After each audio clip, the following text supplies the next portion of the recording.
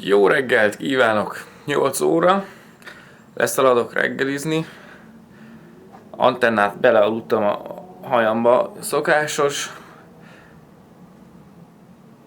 meg a mocsokszar angol időjárás, az is mennyire szokásos, nem hazudtak a bluffbe, gyerekek, nem hazudtak. Nézzétek, hogy süt a nap, azt a rohadt életbe. Olyan hideg van, hogy csak kinézek az utcára és fázok, nem kell kint lenni hozzá, és esik az eső. Na, megvolt a reggeli, és természetesen magyarral ismét találkoztam. Bettina volt az egyik reggelisztető, és nagyon kedves volt, annyira jó fej volt, hogy küldetett nekem a konyháról budjantott tojást, mert amikor megkérdezte, hogy ettem-e már olyat, akkor mondtam neki, hogy nem. Fölöltöztem olyan igazi GameDay irodásra, de azért sportcipő, tehát business casual-t azt hagyjuk, és összepakoltam mindenemet, 7 perc múlva kezdődik az esemény, 2 percet kell gyalogolnom, úgyhogy remélem megcsinálom időben. Érzek némi diszonanciát a magyar és az angol nyár érzékelés között, de annyira örültem, hogy magamra tudtam szuszakolni egy hosszú nadrágot, hosszú inggel, mert itt aztán most rohadt meleg van, 20 fok, és mindenki ilyen 3/4-es nadrág, csajok ilyen segnaci, rövidujjú, szerencsétlenek itt izzadnak. Én nem is tudom, hogy mi lenne velük, hogyha meglátogatnának egy ilyen jó magyar átlagos 36-8 fokos hétköznapot. És már itt is vagyok a Bloomsbury Square-en, és meg kell keresnem a Victoria House, és ez a Bloomsbury Square Victoria House. Gyönyörű kis zöld övezet a város közepén, abszolút, illetve egy mócskos nagy, ilyen patinás épület. Ide jöttem. Youtuberek meg újságírók a világ minden tájáról, legalábbis Európából, és már itt várakozunk közösen a Sony MORPHEUS eventre. Igen, jól láttátok, vannak egy csajok is.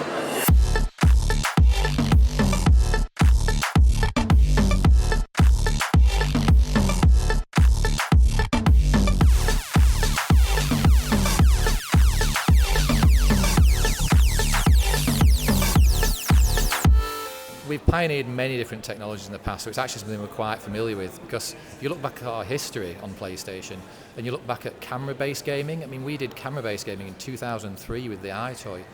We did AR cards, that sort of time.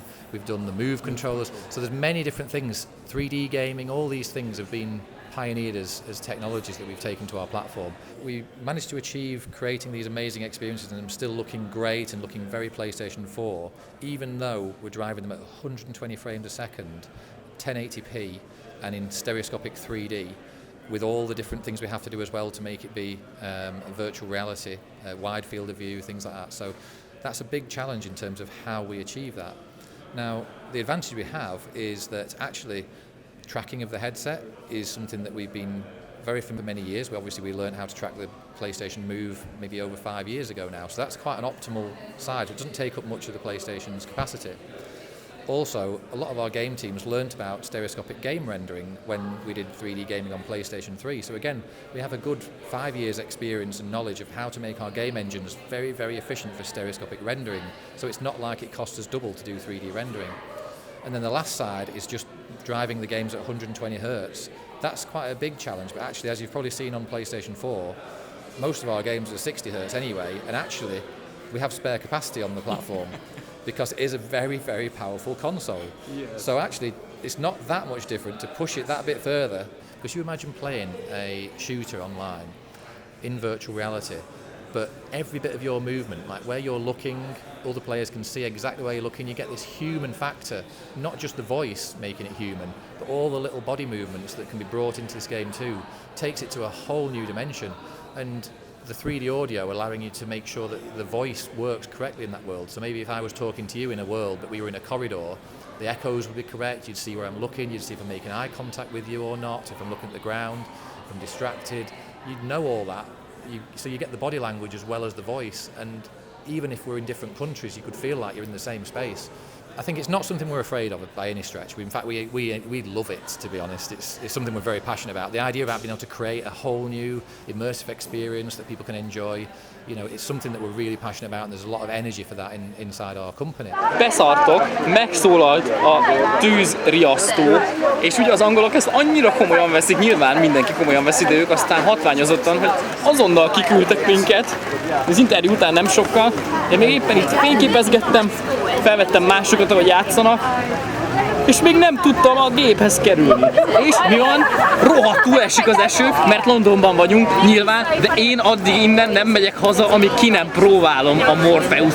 Basszus, egyébként esik az eső, tehát ha kigyullad, majd elalszik, nem? Nem? Hey.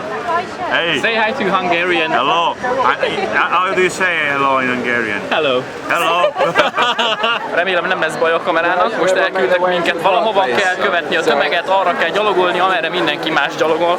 Nagyon örülnék, hogyha így az esőről mondjuk így valami fedett helyre tudnának terelni minket, mert a technikát féltem. Ez az eső esik még, viszont visszamehetünk, úgyhogy már rohanok is. Nem, ezen az ajtón nem engednek vissza, akkor beállunk a rendes sorba. Csak menjünk már. Let me play, please. Szóval akkor másodszor is megérkeztünk a Morpheus eventre, és most mennyire rá lehetne ugrani minden gépre, de az a helyzet, hogy 4 csoportra osztottak bennünket, A, B, C, D. Én a B csoportban vagyok. Team B will consist of Kenny. Ami azt jelenti, hogy először volt lehetőségem interjúzni, és itt a lounge-ban kicsit időt eltölteni lehetett, még mindig lehet itt mögöttem green screenezni. I'm singing in the rain, I'm singing in the rain, da da da da da da da da. Itt csináltam Simonnal az interjút, lehet enni, vannak csokikák, néhány üdítő, és várod a sorodat. I will give you the chance to describe this game in a sentence, and for you too. How do you describe Rigs? Rigs is future sport that fuses FPS with high-speed combat, and it's truly exciting. That was 2 sentences, but yeah. Okay, don't cheat, please. It's a first-person arena-based combat shooter exclusively for Project Morpheus. Okay, is it more like a shooter or is it more like a sports game?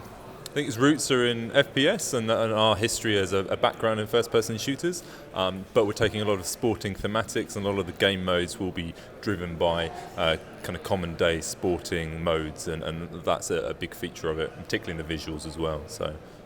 It's very definitely grounded in first-person shooter. I mean, everything about it is tactically moving, tactically shooting, and as Tom says, we then take the sports mode and the wrapper to create an entirely new game experience, one that's fresh and really works for Morpheus. The mode we're showing is called Power Slam, and there's a big central goal. It's a bit like a basketball hoop or a football goal on its side, and the idea is that you either collect points through killing opposition or assisting killing them, or by collecting power orbs, both of which level up what we call your overdrive meter, and that basically allows you to then go and score a goal by jumping through the hoop. So it's pretty simple, but you know, that's kind of where the sport angle comes in, because at the core, lots of sports games are about getting something in a goal or through a hoop, so that's the driver. How hard to implement Project Morpheus in an FPS? I think it's pretty tough. We've been working at it a while. I mean, it's our dream really is to kind of crack that problem. People say you can't do it. It's not possible to have a game that's fast paced, allows you to move in virtual reality. But then that was our challenge, because the game we wanted to play was a first person shooter. So we've spent a lot of time, tested a lot, tried a lot of people, just to make sure the comfort levels are right, that the control interactions are right. Everything that we know from our experience of working in games, most of that gets thrown away, you start again, it's a whole new learning experience. Thank you so much. Ez nagyon kemény volt, azonnal hozzá lehet szokni. Nem hiszitek el, úgy kellett célozni, hogy arra néztél, amerre lőni akartál. A bal analóggal mész, a 2 ravasszal kellett lőni, a 2 kezed, de hogy megvolt a vállad, megvolt a lábad, amikor körbenéztem a cockpitben, hátra néztem, ott volt mögöttem fölépítve ez az egész mech. Hát ez valami elképesztő, és azt mondták a srácok, hogy early build, de azért eléggé csiszolt játéknak tűnik már így elsőre. Úristen, de király volt! Megettük a kis ebédkét, és közben én föltettem a kamerámat töltőre, mert szeretném még a hazautat is leforgatni, meg azért itt is lesz még itt forgatni, úgyhogy addig nem tudtam anyagot csinálni, viszont nagyon sokat beszélgettem az olasz kollégákkal, akiket föl is tettem Face-re, fönt van a közös képünk, és jaj, nem látszódott, bebukott az arcom, és azt mondták, hogy ők úgy hallották a Sony-tól, hogy ez az első ilyen esemény ever-ről éves elején.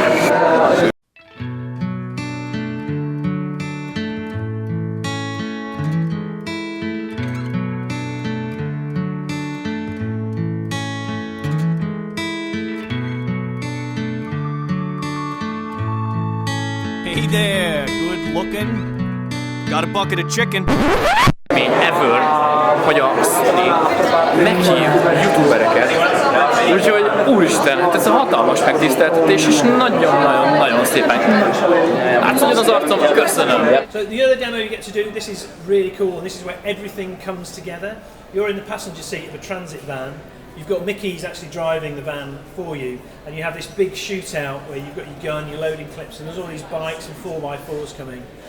And for us, this is like really shows the promise of a full game in the VR. It's like stepping into an action movie.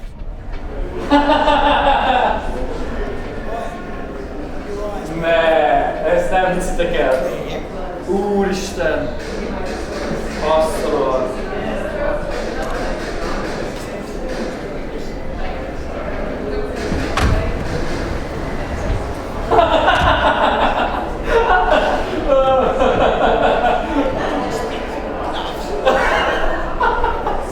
Készül a csávó! Azt a vas! Azt a vas!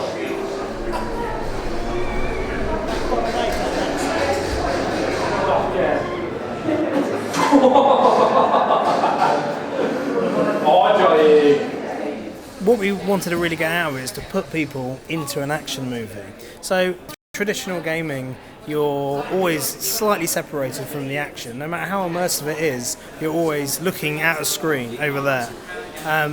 But now you're in it. You're breaking through that screen and you're in the world. So we're not trying to make a simulation or anything like that. We want it to be Hollywood style. But yeah, you're there, so when you're interacting with another character, it's not a cutscene, you're not looking at it like a film from the third person, you're interacting, you're one of the actors.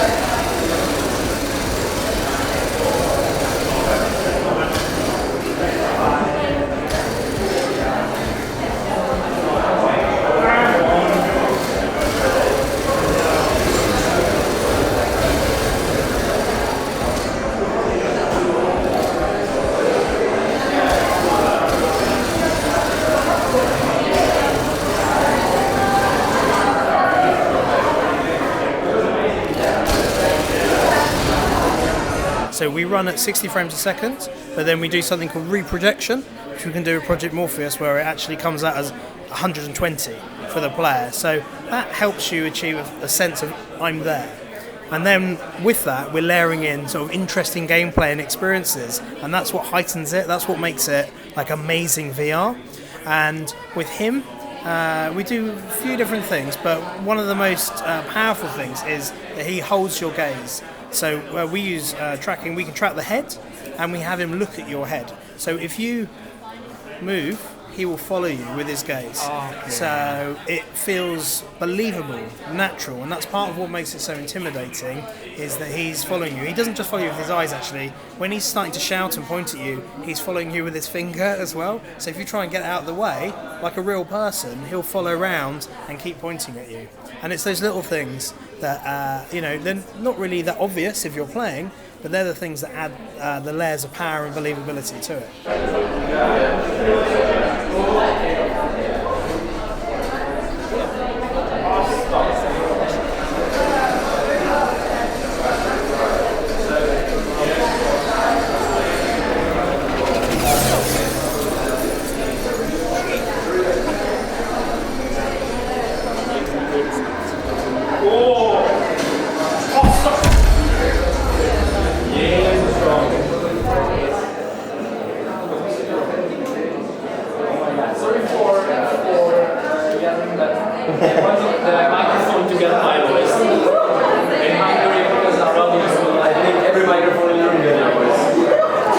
Beszartok! Ez jobb, mint a gyémántrablós. Elképesztő! Úristen! Ki lehetett nézni hátra? Megfogtad a fegyvert, úgy szorítottam a ravaszt, mint hogyha igazi fegyvert fogtam volna. Én azt hittem, a Gamescom-on ki volt maxolva az a gyémántrablásos, de az a füst ehhez képest, gyerekek. Ez valami elképesztő.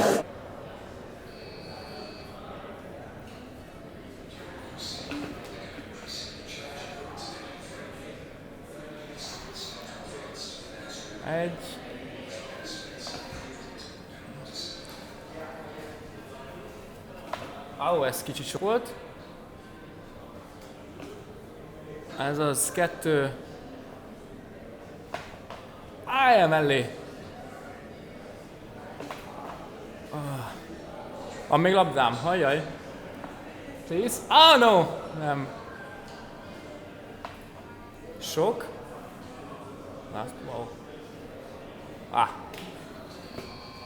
Mindegy, megvan a 100.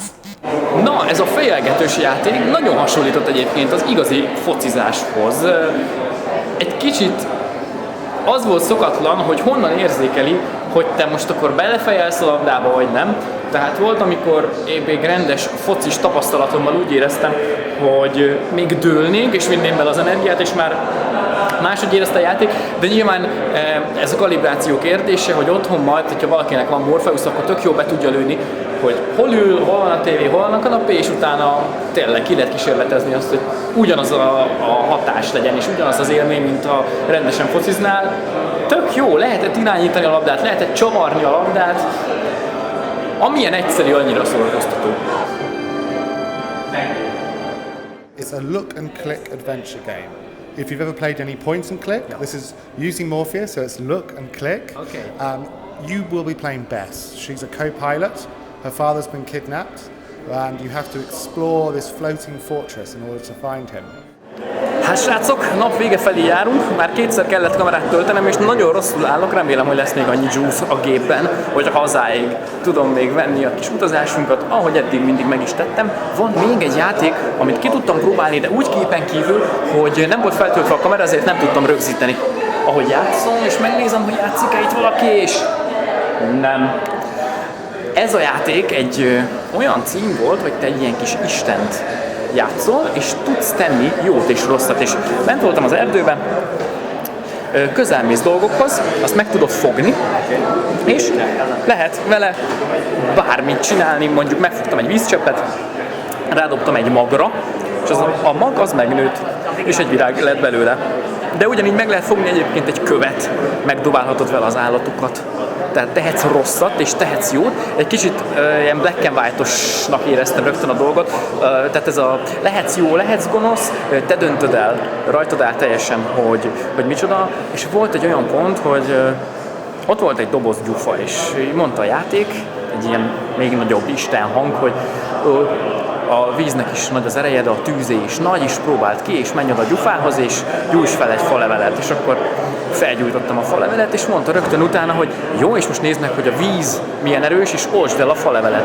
És ott elkezdtem bénázni a vízcseppel, amit megfogtam, és nem kezdtem el időben eloltani a falevelet, és szétterjedt a tűz a francba, és bejött ilyen borzasztóan szomorú zene. Tudjátok, az a szomorú zongora, ami akármikor el tudja rontani a kedvedet, és leégett az egész erdő, így a hangyák égve menekültek, a csigának égett a háza, így vonszolta magát, és közben egyre jobban beterített mindent körülöttem a tűz, és csak hangosodott ez a szomorú zene, és aztán elsötétült a képernyő, és közben ez a hang meg így, jó, what have you done, mit csináltál, fölgyújtottad az erdőt, és annyira szomorú lettem, hogy ezt az élményt nem kívánom senkinek. Szóval elképesztő lehetőségek vannak a VR-ban, és hogy a Morpheusból mit ki nem tudnak sajtolni, hát ez hihetetlen. Közben egy csúnyán integettek már nekem, hogy azonnal fejezem be a kamerázást, úgyhogy kiveszem a ruhatárból a cuccomat, elkapom a gépet vissza a reptérre, a reptéren van sok időm várni, és nagyon remélem, hogy találok valami olyan helyet, valami kávézót vagy éttermet, ahol tudom tölteni a kamerát, különben nem leszünk elegek hazáig. Jó van, én már nem lepődök meg semmin, a londoni időjáráson aztán meg főleg nem. Most például meleg van, föl kellett tosznom a napszemüveget, de közben hideg szél fúj, de olyan párás a levegő, hogy szétizzadom magam. Egyébként nappal sokkal barátságosabb London, mint tegnap éjszaka volt. Tök szép ilyen mini utcák, hobbitházak, kis lőrésszerű ablakokkal. És süt a nap. Jobb lezárása nem is lehetne ennek az eseménynek. Kulturális 5 másodperc. Második felvonás, British Múzeum, nappal, szétégett égbolttal. Hát, ez legyen 750, mert itt lehet látni is valamit. Itt állok 600 olasszal az Zebránál, és ők itt állnak már fél perce, láttam őket messziről. Ideértem, és én nyomtam meg az át akarok menni gombot. Úgyhogy szívesen srácok, nem jövök, még itt álltak holnapig.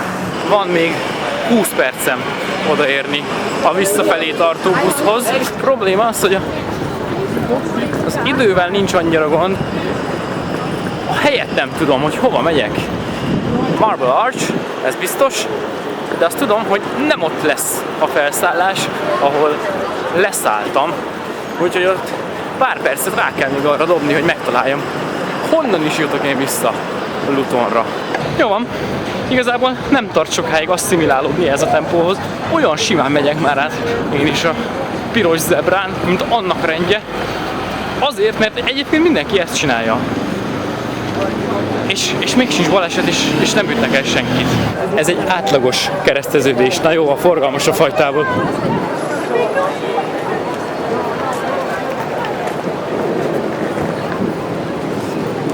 Úgy értem át, pont pirosra, hogy 25-ről indult egyébként a visszaszámláló.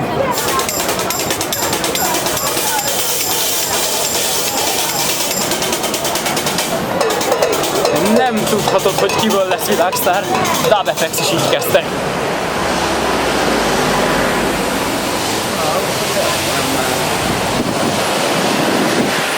Piros van, és senkit nem érdekel.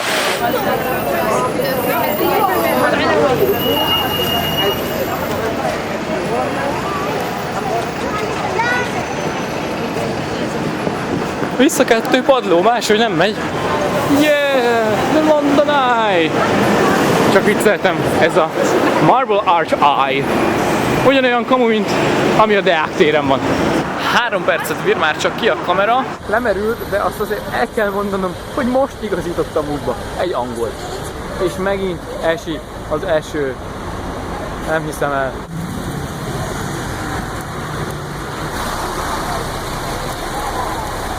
Körülbelül 5 másodperc alatt, aztán fölrongyoltam a buszra, és sikerült előülnöm, de nincs annyi tárhely a telefonomon, hogy innen kamerázok, a kamerám meg már lemerült, úgyhogy majd elmesélem, hogy mi van. El nem tudom képzelni, hogy mi lehet a Heathrow például, mert ez csak egy ilyen kis harmadrangú reptérnek számít, és most bevonultam egy ilyen kis csöndes sarokba, ahol alig vannak emberek, ugyanis az történt, hogy annak rendje és módja szerint sok biztonsági időtartalékkal számolva kiértem a reptérre, átmentem a biztonsági check-inen, és kiírták, hogy 40 percet késik a gép. Szóval egyrészt időben vagyok, és az időben vanáshoz képest még van egy csomó időm, úgyhogy most hát egy óra unatkozás következik. Dupla delay után körülbelül órás késésben vagyok, és 5 perc múlva nyitják a kaput, ha tényleg az fog történni, amit kiírnak, mert az előbb is úgy szivattak meg, hogy már a késéshez képest majdnem nyitották a kaput, majd rátoltak még egy késést. Megmondom, hogy melyik kapu, úgyhogy verseny indul. És ahogy értem, bemondták, hogy nem, mégsem a 20-asról megyünk. Mindegy. Egyszer csak hazajutok valahogy. Hogy hívnak? Imre. Imre, te is! Én is! Király, Imre, kolléga, nyilván hol találkozunk? A Lutoni reptéren, és mind a ketten már nagyon szeretnénk hazamenni, így van? Igen. Jó, megyünk. És most, hogy visszafordultunk, a visszafordulásból ismét visszafordulunk, tehát ez valami elképesztő, hogy hogyan fogunk mi ma hazajutni, ha valaha hazajutunk. Always look on the bright side of life.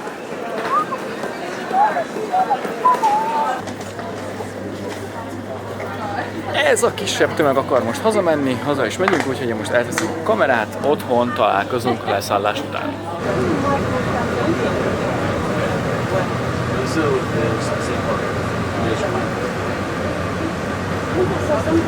Életvezetési tanácsok hajnal fél 2-kor. Első fejezet. A divat mint olyan. Mikor leszálltam a gépről, az ingem jobb oldalon ki volt egy kicsit budjanva a nadrágba. Fontos az ilyenre odafigyelni, és azonnal visszagyömöszkéltem, mert nem tudhatod, hogy milyen fontos vagy híres, vagy fontos és híres ember jön szembe, aki így lát meg téged. Meg amúgy nem is kell, hogy fontos legyen és híres legyen, vagy fontos és híres legyen egyben. Stílus maga az ember. Fél 2-kor is. Ugye, srácok? És konkrétan 10 másodpercen múlott, de I got them éjszakai busz. Úgyhogy másfél óra.